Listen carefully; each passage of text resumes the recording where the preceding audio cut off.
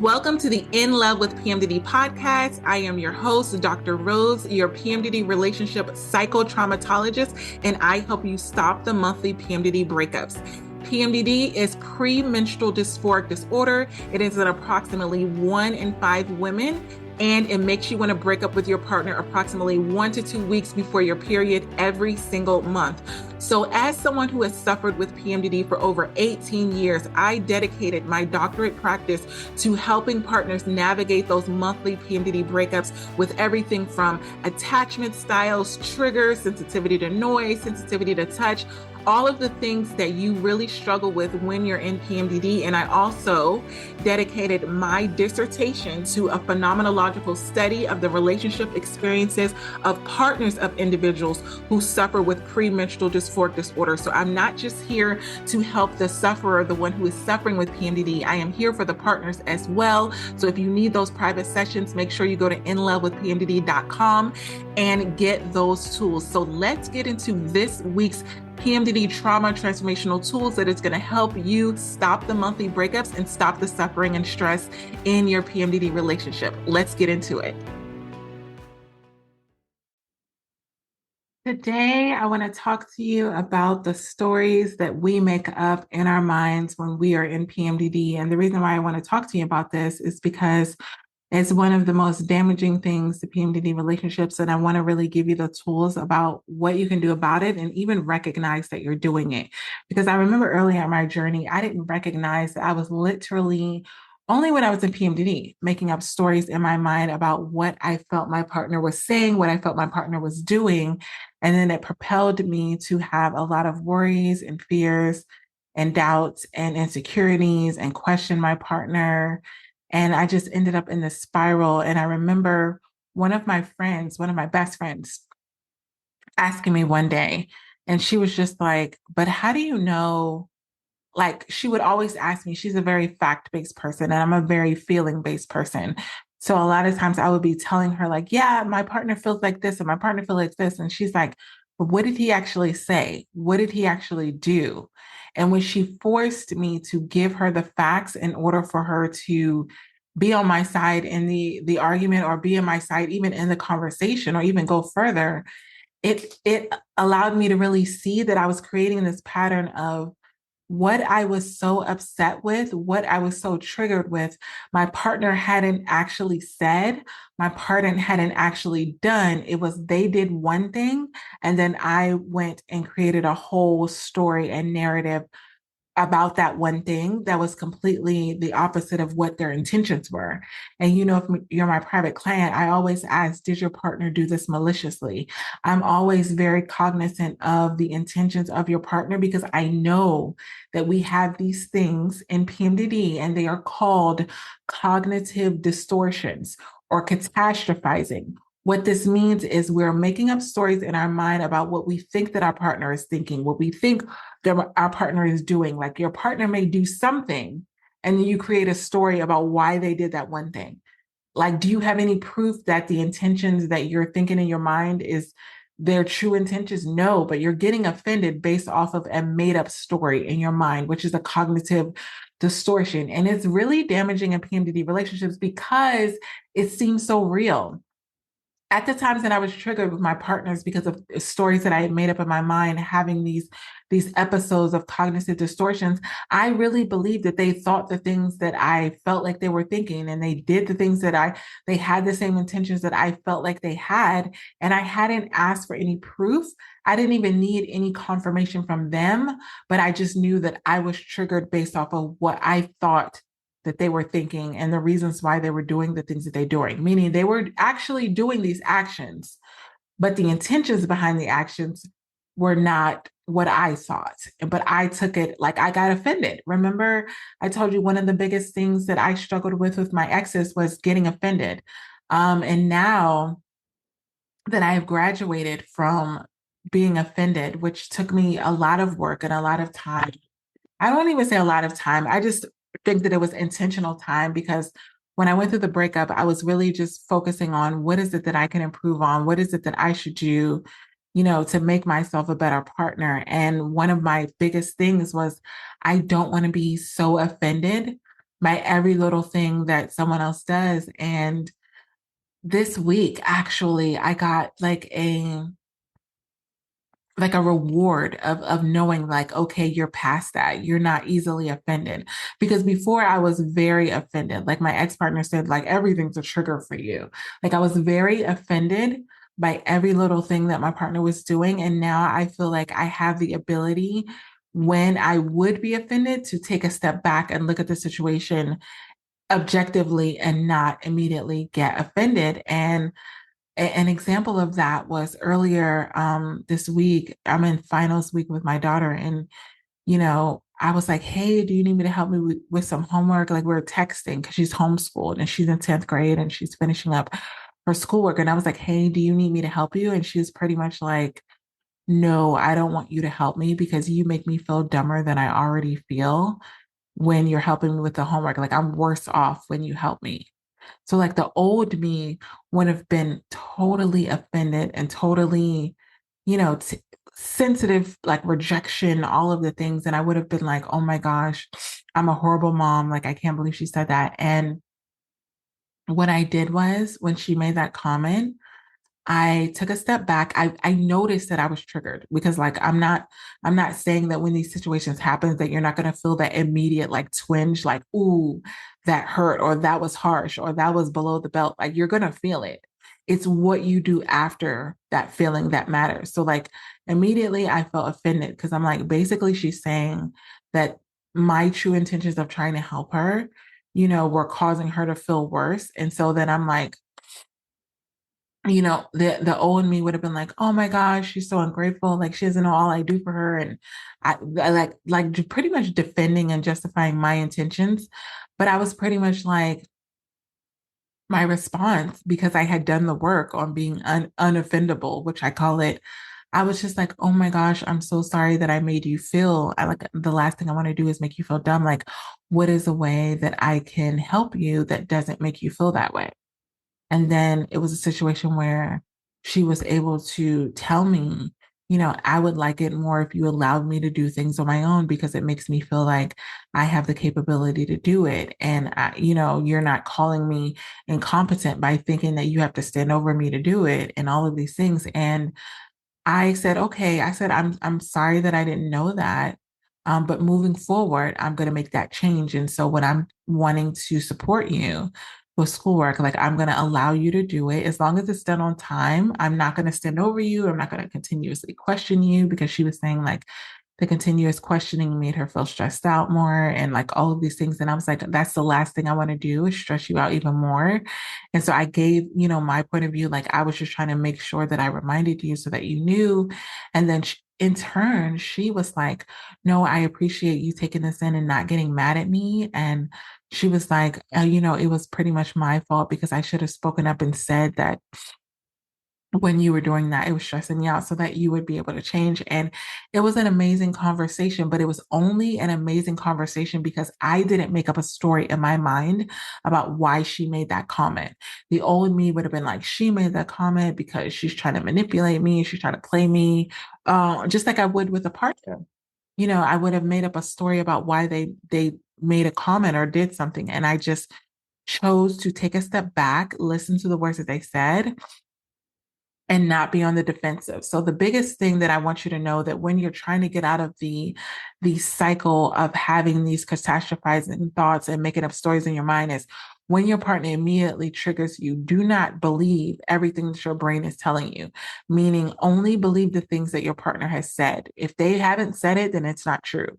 Like if you find yourself filling in the gaps, then you know that you're having these cognitive distortions. And PMDD absolutely will have you filling in the gaps and catastrophizing.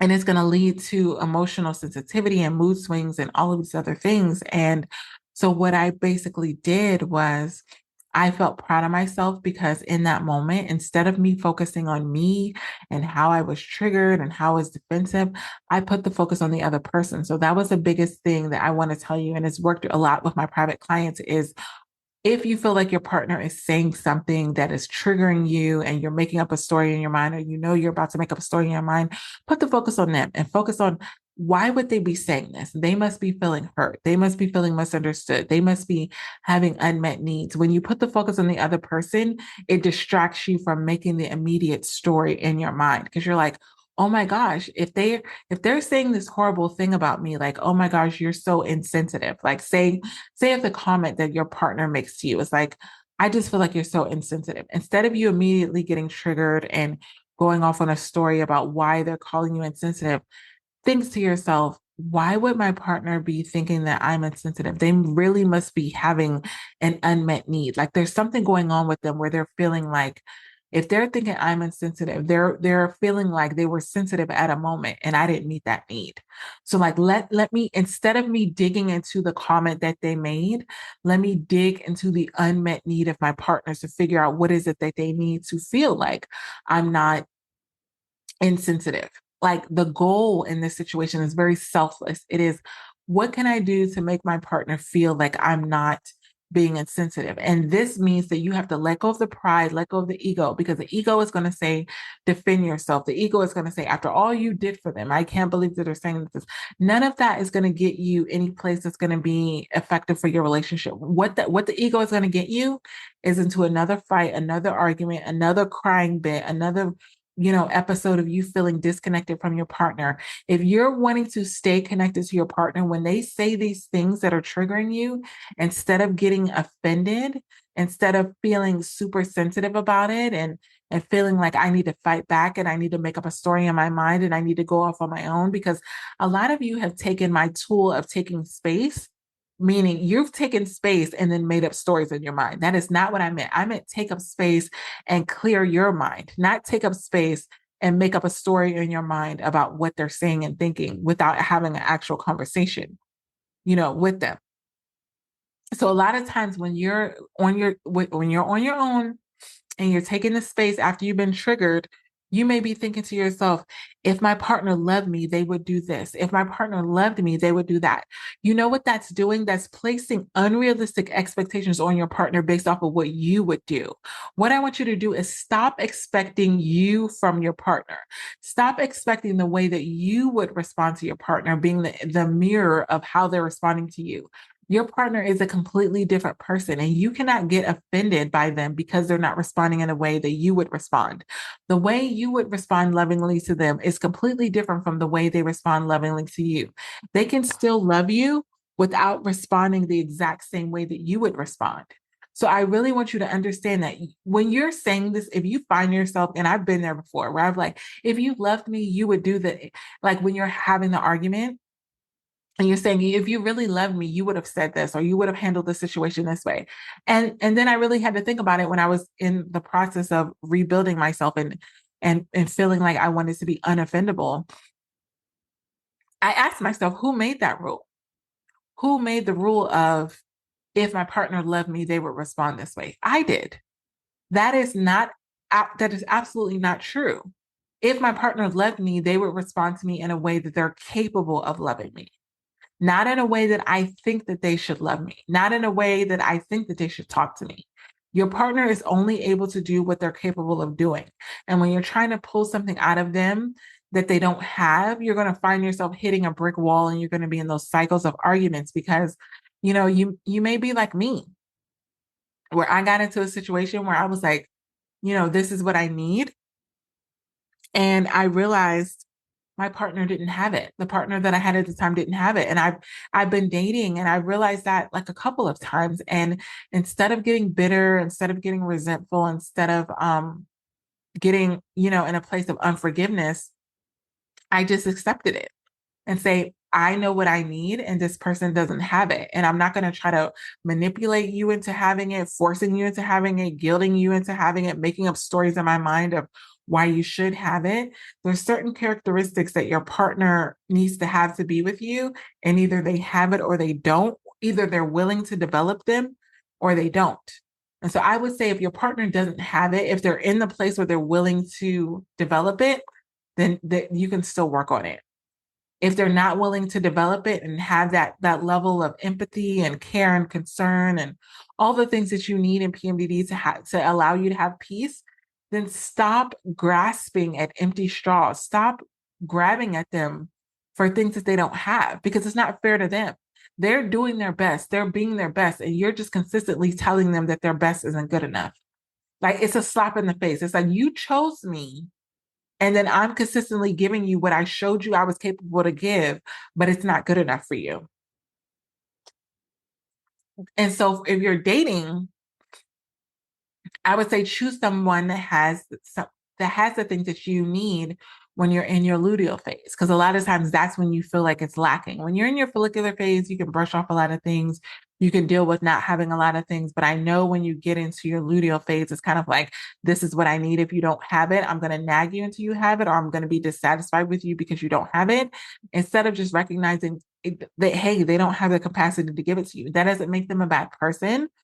I don't think my exes were bad people. I just think they didn't have the things that I needed in my luteal phase. And my luteal phase is very important to my life because it's half of the month. So I cannot neglect what I need for half of the month because they meet my needs in my follicular phase.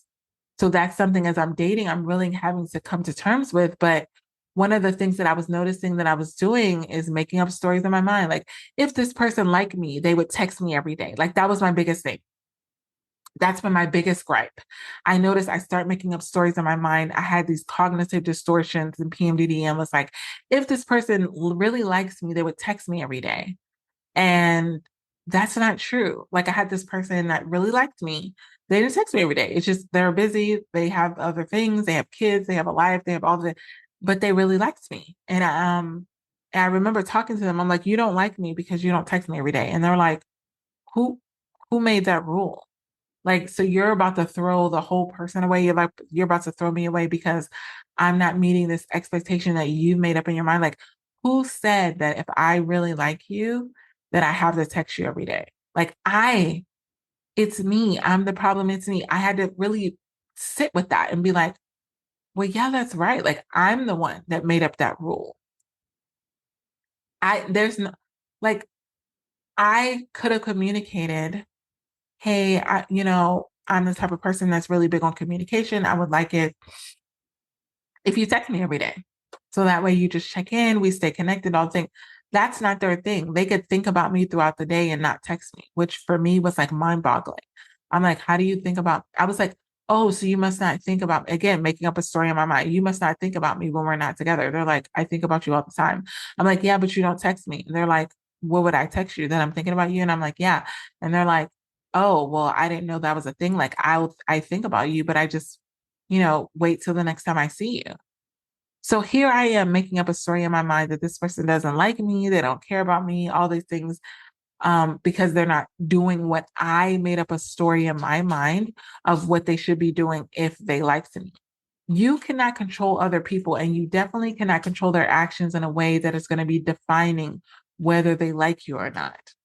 So if you find yourself saying, if you love me, you would, then you know that you're in that place of having these cognitive distortions because you're creating a script in your mind and you're expecting your partner to fit into that script.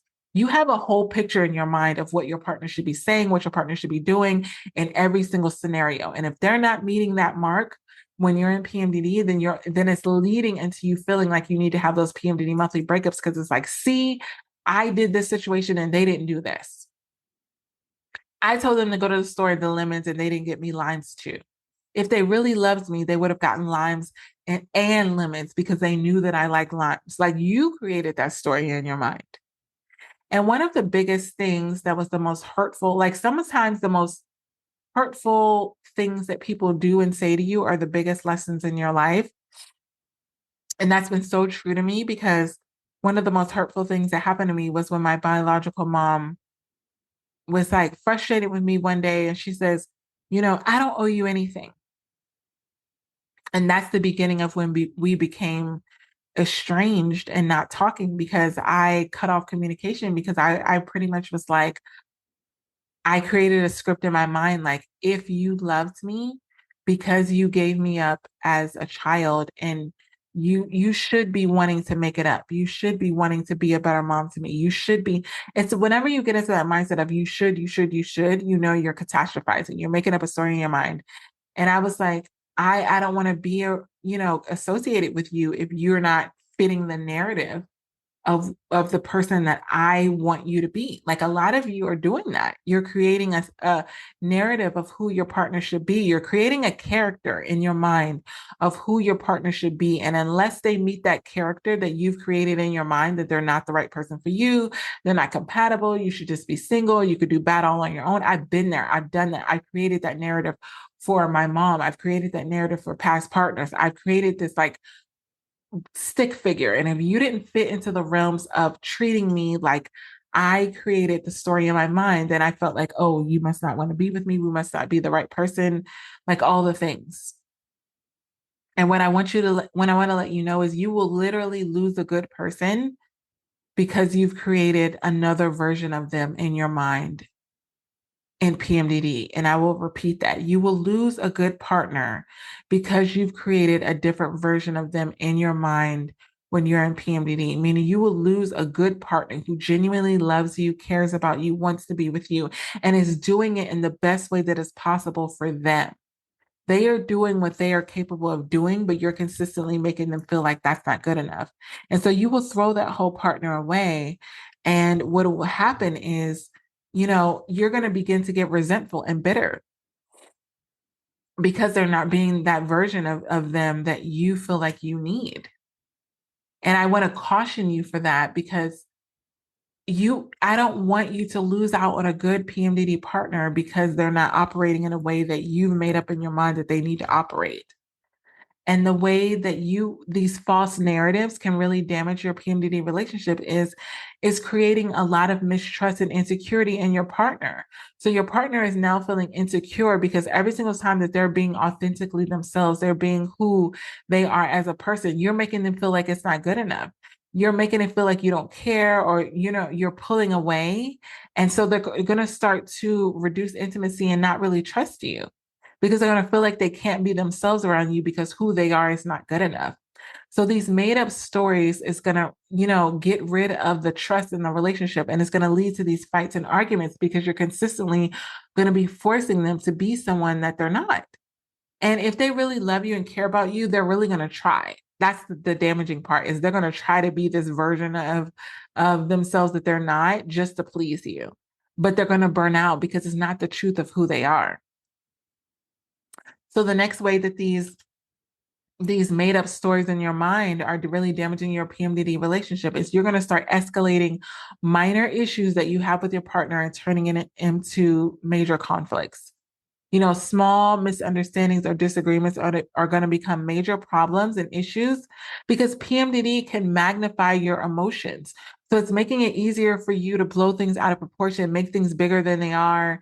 And what could have been a minor discussion where you just communicated what you didn't like or what you were triggered by, it's going to turn into a full-blown fight because you're going to begin overthinking based off of the stories that you've created in your mind. And I've done this so many times, and that when I'm coming out of PMDD, I've looked back at the situation and I've beat myself up about it and I felt really guilty about it. And I'm like, why did I have to blow it up like that? Why did I have to make it that big? Like, did my partner really mean that? Like, when I come out of PMDD, I'm able to really ask myself, like, oh, did my partner really mean it when they said this? Like, now everything becomes clear because I'm not suffering with PMDD symptoms. But when you're in PMDD, you're going to start overthinking and making up stories and blowing things up bigger than they are. And I need you to recognize that you're doing this, because the biggest way that I've been able to stop myself from doing this in dating and relationships is I'm recognizing when I'm doing it. And I've literally said this mantra like, Rose, you're making it bigger than it is. My mom used to say, you can make mountains out of a molehill. And I've used that, like, I'm making a mountain out of a molehill, meaning I'm making something bigger than it really is. Just because my partner says that they need space and time away from me to do something doesn't mean that they don't love me, they don't care about me, they don't want to be with me, all of these things. Just because my partner says, hey, I'm going to be busy this day, so I'm not going to be able to communicate as much as I would, doesn't mean that they're dating someone else. Doesn't mean that they don't like me. Doesn't mean that they're trying to make up an excuse to not spend time with me. Like, these are the stories that you can start to make up in your mind because you're thinking, oh, they don't want to be with me. They're rejecting me. That must mean they don't love me. That must mean that they're going to the store and they're going to meet someone else. That must mean they're not satisfied. That must mean that they're not attracted to me. That must mean they don't really want to be in this relationship. They probably don't want to be with someone who has PMDD. Like, you're going to go on this rabbit hole, and your partner may be just saying something that has everything to do with them and nothing to do with you. And that's the thing that I want you to really recognize, because when you're in PMDD, and I've noticed this, you have a big ego. You genuinely have a big ego. And I don't know if this is because you're suffering so much, but you kind of make it seem like everything is about you. Everything with your partner is about you. Everything that they're doing is because it's a reaction to you. When a lot of times, if your partner is stressed with work, or they're stressed with the kids, or they're stressed with life, it can have nothing to do with you, but you have the propensity to make it about you. Oh, so I guess I'm the bad guy. Oh, you're stressed out. You must be stressed out because of me. No, it has nothing to do with you, chicken nugget. Like, it has nothing to do with you. Your partner is a completely separate person who has a completely separate life, who has a completely separate, way of emotions that they could be dealing with, that has nothing to do with you. Their life does not revolve around you and your relationship in PMDD. So when you're in PMDD, you can like be blinded to that and think, oh, it has to do with that. I want you to take a step back and say, does this really have to do with me? Is my partner really, like, if your partner comes home and they say, oh, I just need some stress, I need some space, I don't really want to do whatever you plan on doing, and they just want to hibernate, and you take it super personal and be like, oh, they don't love me, they don't care about me. That's a story you're making up in their mind. I want you to ask yourself, step back and say, could it be true that my partner's just tired?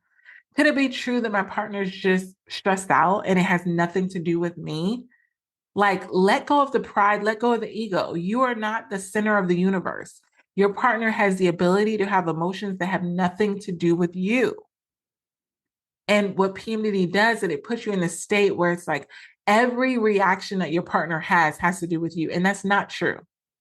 But PMDD will try to convince you that that's true, and then you'll feel like you need to do something about it, or you're super unsatisfied. You're like, oh, if they're not happy, then that must mean that they're not happy with me. And if they're not happy with me, then maybe we shouldn't be together. When your partner could just be having a stressful day, and then they look over to you, and then they're hearing that you're trying to break up with them, and they're like, what? Like, I'm not even unhappy because of you. Let your partner have a day where they're unhappy, where they're depressed, where they're sad, where they're irritated, where they're triggered, and you not take it personal. Stop taking every mood swing that your partner has personally. A lot of the times, it has everything to do with them and nothing to do with you. But when you're in the space, when you're connected in an intimate relationship with someone, you have the propensity to make it all about you, and it could have nothing to do with you. Like, be selfless, take yourself out of it and say, I don't want to create another problem. I don't want to create another argument for my partner. So I'm going to choose to be there for them without making it all about me. And I had to do that earlier this week, where I tell you with my daughter, where it was like she was saying everything that she was dissatisfied with. Could I have made it about me? It was like, oh, you think I'm a bad mom? I'm a horrible person. Like, after all I did for you, like, no, that would have been me making it about me and not really addressing the reality of her emotions.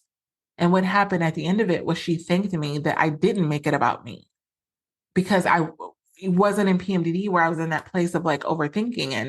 And I know that if I was in PMDD, I could have done the same thing, which is taking a step back, but it would have been harder, but it's definitely possible. And what can also happen, the next thing that can happen when you're in that place of making up stories in your mind, it's going to cause unnecessarily emotional distance between you and your partner. So imagining scenarios where your partner doesn't love you or understand you, it's going to lead you to pull away emotionally. And the biggest thing that your partner needs is for you to be emotionally connected. But when you make up a story in your mind and you decide to shut down, you decide to stonewall them, then there's going to be this emotional distance, and it's going to draw you further and further apart, which is going to make you feel like maybe we should just break up. Right? Because then this is going to make you feel lonely. It's going to make you feel frustrated. It's going to make you feel like you're not supported. So obviously you're doing this to yourself, because if you get to a place where you feel lonely and rejected and blah, if you go back to the beginning, you're the one that pulled away. You're the one that told yourself the story in your mind. So you really need to think about that. And then the next thing that, making up stories in your mind can do is that it can fuel feelings of rejection. And I have been there, specifically with dating. And it's been a situation where, you know, where I have said, hey, I feel like the person that I'm dating should text me every day. And then if they didn't text me every day, I made up a story in my mind about why they didn't text me. And then guess what? I started to feel rejected. I didn't feel rejected because of anything that they had said and done. I felt rejected because I made up a story in my mind that they should text me every day. And so during PMDD, you can create stories about feeling unloved and unwanted, even if your PMDD partner hasn't given any indication of that. So these imagined feelings of rejection can make you act in a way and push your partner away. And it could be a cycle of that every single month. You're making up a story in your mind about what your partner has not done and not said and not acted on. And then now you're pulling away. So you're actually robbing yourself of getting the very thing that you're wanting. I did that.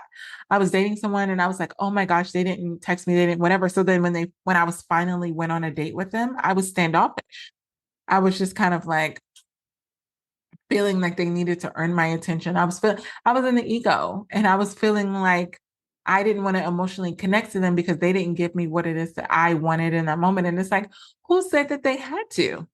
Like they didn't start dating me or get in a relationship with me and say, I'm agreeing to this contract of being this way. They are the way they are and how they feel about me. They have the freedom and the autonomy to express it to me in a way that is authentic to them.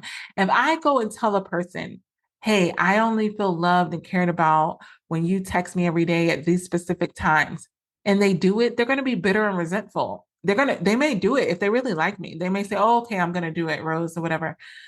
And then they're going to be bitter and resentful because it's not true to who they are. It's a story that I made up in my mind. It's expectations that I made up in my mind that this is the way you need to be in order to date me, in order to be with me, in order to care about me, in order to love me. And that's not being with a different person, that's being with yourself. If you want someone to do what it is that you want them to do all the time, then be with yourself because you're the only one that's going to meet your needs in the way that you feel that they should be met 100% of the time. Are there times where your partner can meet their needs and it be organic? Like, hey, you want them to text it. Like I had a partner where I love text communication and they did that, but they were lacking a whole bunch of other things. So I ended up throwing a partner away that had all the other things that I wanted, but because they didn't text me, I felt like it wasn't good enough. So like it's a catch 22. You could be throwing away a partner who doesn't do a specific thing that you've made up in your mind. It's like if they love me, they would do this. But then you're going to miss out on all the amazing qualities that they have in the ways that they did fulfill you. And I caution you to do that because you're going to regret it later on when the dust settles. And it's like the 80-20 rule. You know, it's kind of like every person is only going to be able to give you 80% of what it is that you want, especially with PMDD, because we have so many different nuances and wants and needs. You cannot expect 100% of a person to be mirrored to the story that you made up in your mind. Your story is a story. And I want you to call yourself out on it. You know, I'm really big on that. Call yourself out on, I'm making up a story in my mind about this person and what they should do. I'm making up a story in my mind about my partner and what they should do. When you call yourself out, you're going to be less offended, less triggered, less resentful, less bitter, and less unforgiveness because you're going to recognize that you're making up a story in your mind and it's not really based off of anything that they've said and done. They're not trying to hurt you. If they're with you, I want you to let your guard down. This person cares about you. This person loves you. They're not your enemy. They're not trying to fight you. They're choosing to be with you for a reason. Stop making them prove it to you. Stop getting bitter and resentful and saying, unless you check off all of these blocks, like you have every scenario and you've made up a story in your mind with every scenario about what they should do. And if they don't mirror that, then you're like, yeah, that's why we shouldn't be together. Because this situation happened. They went to the store and I asked them for lemons and they didn't bring me back lemons and limes. So that means they don't love me. Like you're treating that person like if I was them, I would have done this. Well, guess what? You're not them and they're not you. You're with another person that's not you and you agree to that. So you need to take them as they are and appreciate the things that they are doing, appreciate who they are. You know, when my mom said that thing to me, when my biological mom said that to me, like, you don't owe me or I don't owe you anything, it hurt. It hurt more than anything that anyone has ever said to me because she literally was telling me, I'm not going to live up to your expectations of me. I'm just going to be me. And if that's not good enough, then I don't know what to tell you. And what that caused me to do is to have gratitude for what she was in my life. She may not be the image of the mother that I wanted, that I needed, that I desired, but she does do a lot of other things. And I had to decide to live in the land of gratitude for who she was and stop forcing her to be somebody that she wasn't. Because that doesn't feel good. Think about if you were in a relationship with someone who is consistently telling you that you should be different and you're really giving your best, you're putting your best foot forward and they're consistently complaining to you because you're not meeting the mark. You would feel horrible. And that's how I began to feel. And I was like, I don't want to make anyone else who comes into my life feel that way. And I didn't notice that I'm doing it. So that's why I'm really glad that I'm recording this because I feel like no one was there to tell me when I was in PMDD that I was creating stories in my mind because it's so convincing. I thought the truth. And then if you go on social media and you get into the realms of the memes and all these stuff, like it's going to reinforce what you're thinking in your mind. It's going to reinforce like, yeah, if they didn't do this, if they don't call you every day, if they don't text you every day, if they don't take you on this date, if they don't do that, then they're not the one for you. They're ghosting you. Like you can get into the realms of calling your partner a narcissist or calling them manipulative or calling them toxic or all of these things because you're making up a story in your mind and social media, that algorithm will really reinforce that. And before you know it, you're starting to treat your partner differently. And I've been there so many times, and I don't want you to ruin a good relationship because you're in that place of treating your partner like they need to be exactly what you think they need to be. Accept people, accept your partner for who they are, have gratitude for who they are, and stop expecting you from you. Allow your partners to be authentically who they are, and then decide if that's who you want. Because if you're always dealing with your partner where they're always doing things that you want them to do and they're only doing what you want them to do, then you're never really seeing the truth of who they are. You will never know the truth of who your partner is if they're operating on the realms of, I got to do this because she said this. I got to do this because she said this. Then what would they really do? Like, I'm a type of person, like, I want you to do what you're going to do without me telling you. So then I can understand what you truly want to do because that's the core of who you really are. So it's a matter of, do you want a robot or do you want an actual person? Do you want to be with yourself? Because you could just be single. If you only want a person to do what you feel like that they should do because I want them to do what I would do in that situation, then be single because you're the only one that's going to do everything that you're expecting your partner to do. Because it's your brain, it's your mind, it's your emotions, it's your DNA, it's your needs, it's your wants, it's your desires. You. Get out of the ego, drop your pride, understand that your partner is a separate entity, especially when you're in PMDD. What they need, they have needs when you're in PMDD. They're a separate person. Your suffering doesn't override their needs physically and emotionally. You can't say, if they love me, they would understand that I'm in PMDD and they can't get their needs met. No, they're still a separate person. Whether you're in PMDD or not, they still exist. They're living, breathing creatures that want love, affection, attention, validation. That doesn't go away just because you're in PMDD. There's no switch they can turn it off. So if you start to shut down, if you start to pull away, if you start to do all these things in PMDD and you expect them to just be able to suck it up and deal with it, you're delusional if you think that that's sustainable. They may have done it for a couple months, but they're going to begin to get bitter. They're going to get resentful because they're going to feel like they're getting the short end of the stick. So understand that what you're going through is what you're going through, what your partner's going through. This is why I have private sessions with everybody separately and together. So I have a private session with you. I have a private session with your partner. That's one of the things that I've just developed on my website. If you go to inlovewithpmdd.com, it's called the Pyramid PMDD Partner Package. It's where I have one session with you, one session with your partner, and one session together, where I'm giving you the tools for any issues that you're having in your PMDD relationships so that you can both get it out. Because this is not a situation where I'm only going to serve you or I'm only going to serve your partner. Both of you have individual needs, but when you get into the realm of, if my partner loved me, they would do this. If my partner loved me, they would do that. You're making up a story in your mind, babe. You're making up the story. No one said that. There's no rule book that says if my partner loved me, they would dot, dot, dot. Because guess what? That would be different for every single person because we all have different needs. So if this is something that you know that you need help with, when you're like, Dr. Rose, I'm consistently feeling like I'm creating these expectations in my mind. I really want to stop doing it because I know it's causing me damage in my PMDD relationship with my partner. Then go to inlovewithpmdd.com, get those strategy sessions so that we can stop the damage of you creating stories in your mind and it causing you and your partner to have fights and arguments and suffering while you're in PMDD. We got this. Love you. I hope this PMDD episode helped you and your partner in your struggles within your relationship. And if this is something that you know that you need help with and you need further support, individualized support, make sure you're going to inlovewithpmdd.com and you're getting those private sessions to really work through what you're going through in your relationship, specifically in regards to PMDD. And also, I want you to leave a 5-star written review on Apple Podcasts. What this does is it helps other PMDD sufferers and partners find this show that can help them get these free PMDD relationship tools.